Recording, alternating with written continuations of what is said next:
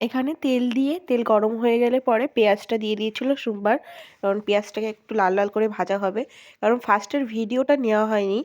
হলুদ, লঙ্কার গুঁড়ো আর আদা রসুনের পেস্ট দিয়ে দিয়েছে এখানে, দিয়ে সর্ষের তেল দিয়ে দিল সামান্য পরিমাণে, দিয়ে এখানে ভালো করে মিক্স করে নিচ্ছে। তো এই যে মিক্স করা হয়ে গেছে, এটা 1 মিনিটের মতো থাকবে এখানে। তো পেঁয়াজের মধ্যে ভাজা হয়ে গেছিলো, এর জন্য মাংসটা দিয়ে দিয়েছে, ভালো করে নাড়াচাড়া দিয়ে এটা রেখে দিল। কিছু ডায়লগ তোমরা শুনে নাও। আজকের ব্লগ হবে মাংস, ঠ্যাং আর গিলা, এগুলোকে অনেক সুন্দর করে কষাবো আমরা, তারপরে তোমাকে দেখাবো কিভাবে গিলে ঠ্যাং তৈরি করা যায়, ঠিক আছে? তো এখন মাংসটা কষানোর জন্য সামান্য পরিমাণে একটু জল দিয়ে দিল, জল দিয়ে এখন ঢাকা দিয়ে দিল 1 মিনিটের মতো।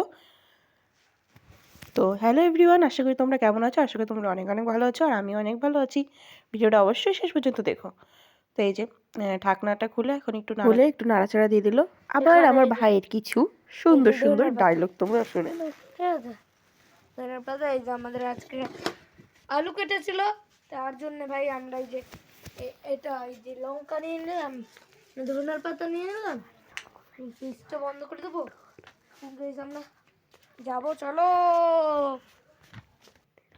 তো এই যে মাংসটা ভালো করে কষানো, তেল ছেড়ে দিয়েছে। তো এই যে আমার মা ভালো করে যে তেলটা ছেড়ে দিয়েছে মাংসতে, এখন মানে যে পরিমাণে মানে ঝোলটা রাখা উচিত ততটা মা ঝোলটা দিয়ে দিল। জল দিয়ে এখন এটাকে ফুটবে, এই যে ফুটছে, মানে এখন একটু সামান্য পরিমাণে লবণ দিয়ে দিচ্ছে, মানে লবণ হয়নি। তো এখন এই যে ধনেপাতা ভাইটা নিয়ে এসেছিলো, ওটা আমি কাটছি এখন। তো এখানে এই যে জিরে গুঁড়ো দিয়ে দিয়েছে, দিয়ে এখন এই যে ধনেপাতা দিয়ে দিল। মাংস রেডি আমাদের, নামিয়ে নিয়েছে। দেখো আমাদের মাংস একদম কমপ্লিট। ভিডিওটা যারা শেষ পর্যন্ত দেখেছো তারা কমেন্ট করো।